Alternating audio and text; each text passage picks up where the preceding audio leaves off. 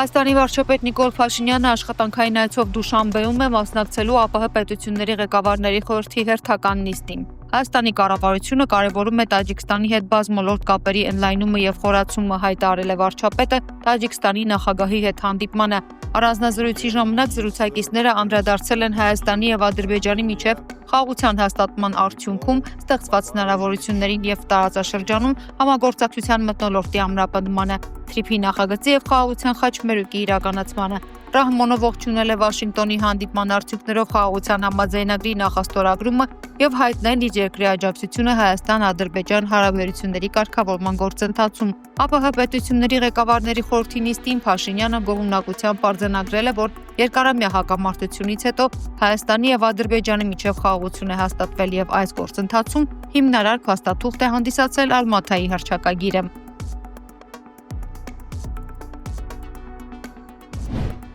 Օգոստոսի 8-ին Վաշինգտոնում նախագահ Թրամփի նախաձեռնությամբ կայացած խաղաղության գագաթնաժողովից հետո նախագահ Ալիևի հետ մենք ընդունեցինք հռչակագիր, որում արձանագրվում է, որ Հայաստանը եւ Ադրբեջանը ընդունում են անցյալի հակամարտությամբ չկանխորոշված Միավորված ազգերի կազմակերպության կանոնադրությանն ու 1991 թվականի Ալմաթայի հռչակագրին համապատասխան պայծառ ապագայի ուղի նախանշելու անհրաժեշտությունը։ Նույն հռչակագրում մենք Հայաստանի եւ Ադրբեջանի առաջնորդներս վերահաստատեցինք ներպետական, երկկողմ եւ միջազգային փոխադրումների համար երկու երկրների միջև հաղորդակցությունների բացման կարեւորությունը։ Հիմնված պետությունների ինքնիշխանության, տարածքային ամբողջականության եւ իրավազորության հարգման վրա, տարածաշրջանում ու նրա հարևանությամբ խաղաղությունը, կայունությունն ու բարգավաճումը խթանելու նպատակով։ Այդ ջանքերը պետք է ներառեն Ադրբեջանի հիմնական մասի եւ Նախիջևանի միջև Հայաստանի տարածքով անխոչնդոտ հաղորդակցությունը Հայաստանի համար միջազգային ու ներպետական հաղորդակցության փոխադարձ առավելություններով։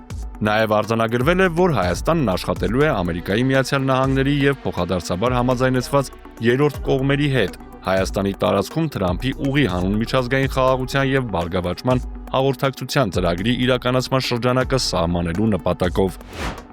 Դուշանբեում կայացած ԱՊՀ գագաթնաժողովի շրջանակում Ադրբեջանի նախագահ Իլհամ Ալիևը եւ Հայաստանի վարչապետ Նիկոլ Փաշինյանը ջերմ զրույց են ունեցել, քննարկելով տարածաշրջանում խաղաղության եւ անվտանգության ամրապնդման ուղղությամբ հետագա առաջընթացը, հայտարարել է ԱՊՀ գլխավոր քարտուղար Սերգեյ Լեբեդևը։ Ըստ պաշտոնյայի Դուշանբեի գեղեցիկ տոնական մթնոլորտը նպաստել է բազմաթիվ հանդիպումների եւ քննարկումների, որոնք դրական արդյունքներ են տվել։ Այդ թվում է նաեւ Հայաստանի վարչապետի եւ Ադրբեջանի նախագահի հանդիպումը, երբ քննարկվել են ոչ թե վիճելի հարցեր, այլ այն, թե ինչպես առաջ շարժվել Հարավային Կովկասում խաղաղության եւ անվտանգության ամրապնդման ուղղությամբ։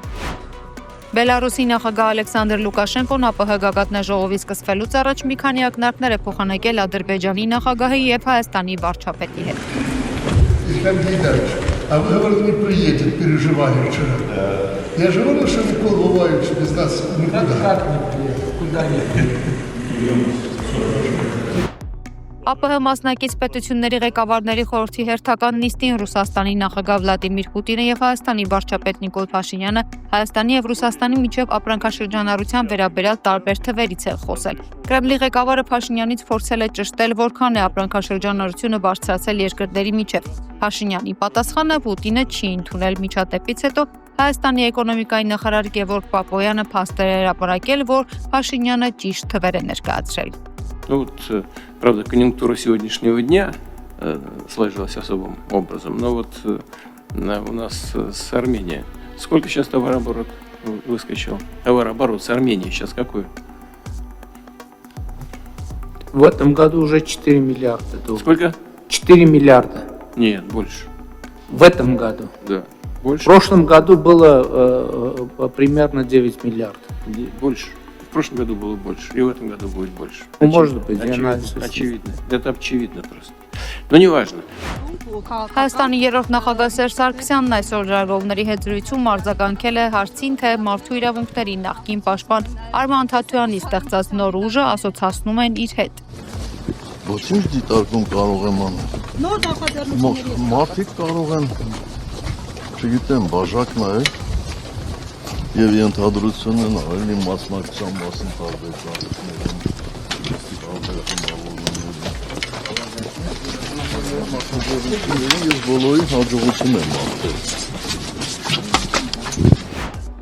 Հայաստան խմբակցության պատգամավոր Գառնիկ Դանիելյանը համոզված է 44-օրյա պատերազմում անհետ կորած եղբորորդում փնտրող Արսեն Ղուկասյանին կալանավորել են նույն սիստեմով, ինչ բոլոր նրանց, ովքեր պայքարում են իրենց իրավունքների համար։ Արդար բողոքով, արդար պահանջով դատախազության դիմաց բողոքի ակցիայի մասնակցում էր նաև 44-օրյա պատերազմում զոհված Սարգիս Ղուկասյանի հորեղբայր Արսեն Ղուկասյանի մայրը Տիկին Մարիամը։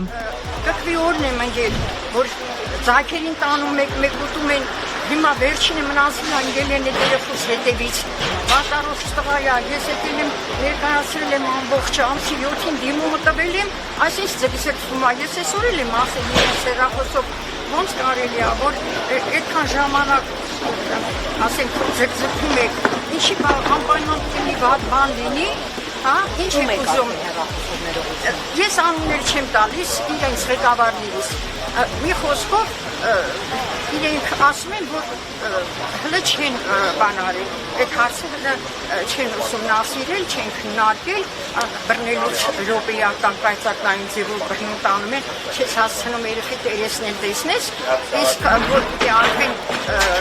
ասենք անօրինական գործը արվել, ասում եմ ինչի եք ընդեղ ուղարկել, իրանք իրանք սխալը դիսկը վերցնեն, օրինակ, որ իրանք են չի սխալ մոտեցում բան արել, չեն նկանչել մասնագետ, որ իմանան այդ փաստաբանի ներկայացրած թղթերը ճշտ են արդյոք այդ մարդը իրոք լուրջ հիվանդ է, թող բերեն են, այդքան դժվար է, այդ օրենքի ձեռքը տենց հնարավորություն չկա, որ մասնագետ կանչին, բժիշկ կանչին, որ նային իր էպիգրիզները, իր փաստաթղթերը, իր ամբողջ դիագնոզները նային, այդքան հիվանդություն ունեցող մարդուն, որ բժիշկների հսկողության տակ են երեխան, պիտի ինչի իմ տղաս,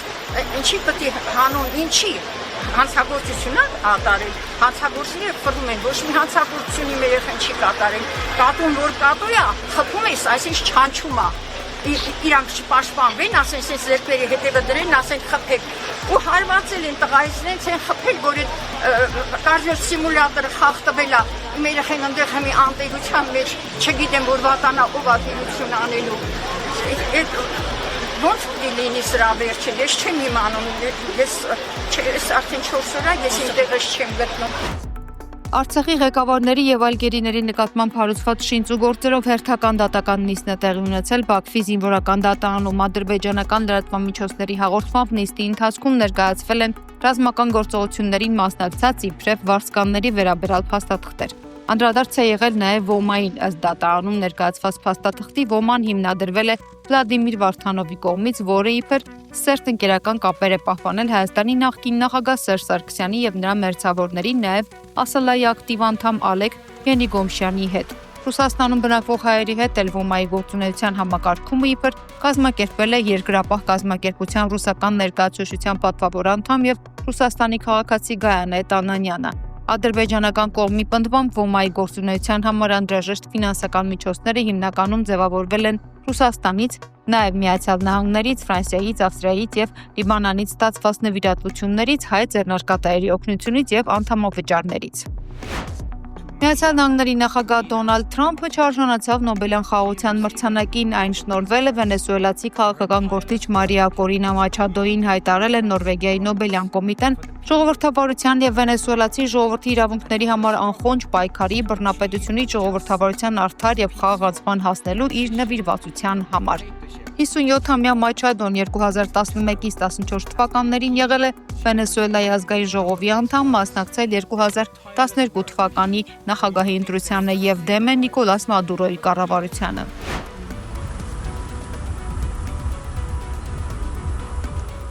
Այսօր գիշերը կրկին հրդեհ է բռնկվել Նուբարաշենի աղբավայրում հսկայական թունավոր ծխիստյունը երևում է մի քանի տասնյակ կիլոմետրից։ Շրջակայքի բնակիչները հայտնում են, որ աղբավայրը միշտ էլ ծխում է եւ գիշերը բարձրացած քամին նպաստել է հրդեհի բռնկմանը։